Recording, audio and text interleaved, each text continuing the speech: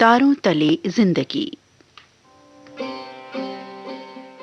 तारों तले जिंदगी इस सीरीज में हम आपके लिए लेकर आए हैं हिंदी साहित्य जगत की कुछ चर्चित कहानियों और उपन्यासों पर केंद्रित रेडियो नाट्य वाचन। आइए सुनते हैं लेखक शरद चंद्र द्वारा लिखित उपन्यास बिराज बहू का रेडियो नाट्य वाचन। निर्देशन और प्रस्तुति काजल सूरी की है। वाचन स्वर डॉक्टर ऋतु राजपूत का। सूत्रधार श्वेत खान। कड़ी 21। ब्राज ने हाथ उठाकर कहा, ये सब नहीं जानती, बस इतना जानती हूं कि अब मैं उन्हें खाना नहीं दे सकती। आज मुझे छूकर वचन दे कि जैसे भी होगा तू दोनों भाइयों को मिला देगी। और अब आके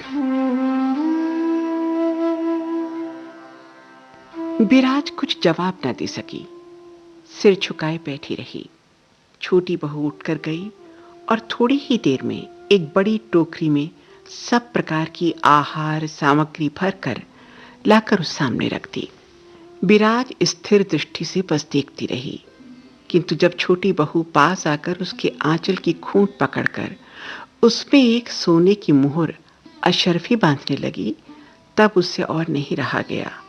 जोर से ठेलकर चिल्लाकर बोली, नहीं, ये किसी तरह नहीं होगा, मरने पर भी नहीं होगा।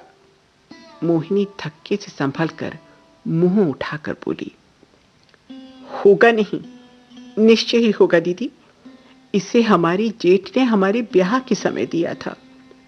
इतना कहकर सर झुकाकर एक बार फिर पांव की धूली माथे से लगाकर वो चली गई। मोगरा का इतना पुराना पीतल के कब्जों वाला कारखाना एक दिन सहसा बंद हो गया। ये खबर वही चंडाल बालिका बिराज को सुनाने आई और बंद होने के कारण उसकी जो अनेक प्रकार की क्षति और असुविधा हुई थी उसका विवरण सुनाने लगी। बिराज चुपचाप सुनती रही। बाद में एक लंबी सांस ली। बालिका ने मन में सोचा कि उसका दुख का साथी नहीं मिला, इसीलिए उदास होकर चली गई। हाय रे अज्ञान, दुखिया लड़की, तू कैसे जान सकती है कि उस लंबी सांस में, उस निश्वास में क्या था और उस चुप्पी की आड़ में कैसा तूफान उठ रहा था। शांत मौन धरती के अंतःस्थल में कैसी आग चल रही थी। उसे जानने समझने की क्षमता तुझे कहां से प्राप्त होगी।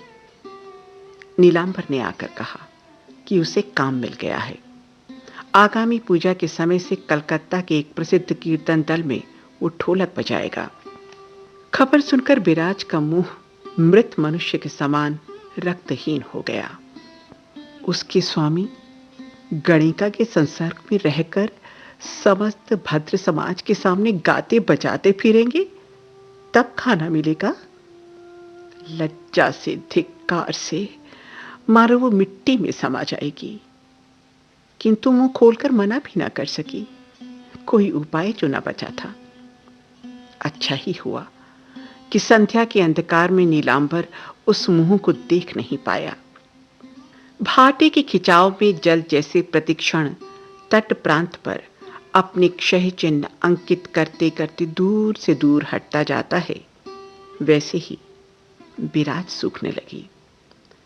बड़ी तेजी से और साफ साफ ठीक वैसे ही उसके शरीर तट पर समस्त मलिनता को लगातार पर्दे के बाहर करती हुई उसकी देव वांछित अतुल यौवन श्री न जाने कहां लुप्त होने लगी। देह शुष्क, मुख म्लान, दृष्टि अस्वाभाविक, जैसे कोई भयावनी वस्तु रात दिन देख रही हो, फिर उसे देखने वाला भी कोई नहीं।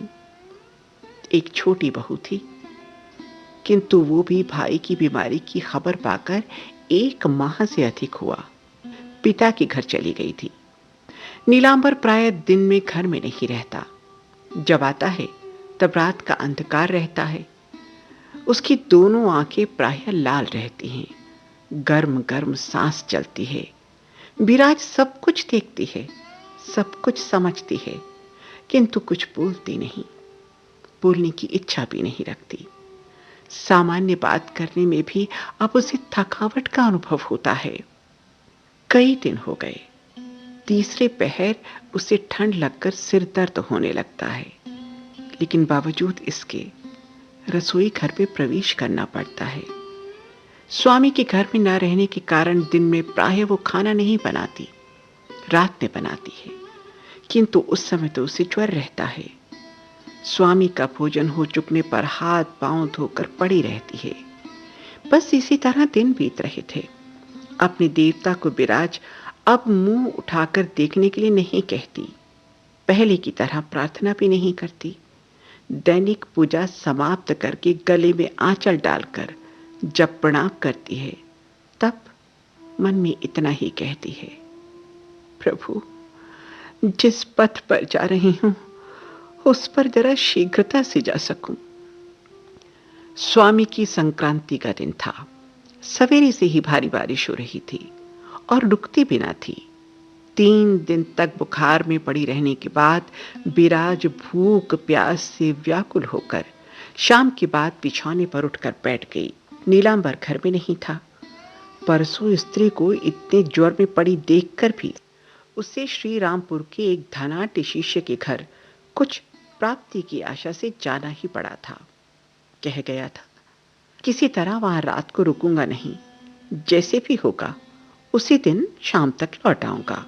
परसों बीत गया, कल बीत गया, आज भी बीत चला, किंतु उसके दर्शन नहीं हुए।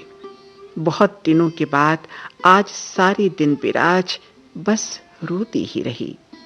अब वो किसी तरह अधिक पड़ी न रह सकी। संध्या दीप जलाकर एक गमछा माथे पर रखकर कांपते कांपते बाहर सड़क के किनारे आकर खड़ी हो गई। वर्षा के उस अंधकार में जहां तक दृष्टि जा सकती थी उसने देखने की कोशिश की, किंतु कहीं कुछ दिखाई ही नहीं पड़ा। तब लौटकर भीगी साड़ी भीगे बाल लिए चंडी मंडप की सीढ़ी पर बैठ गई। थोड़ी देर बाद फिर रोने लगी। क्या जाने उन्हें क्या हुआ है? अरे कहीं बीमार तो नहीं पड़ गए या गाड़ी घोड़े के नीचे तो नहीं आ गए? न जाने क्या हुआ, क्या सर्वनाश घटित हुआ। घर में बैठे हुए वो कैसे बता सकती है कि क्या उपाय करे? घर में पीतांबर भी नहीं है। कल तीसरे पहर से वो छोटी बहू को विदा करके लेने गया है।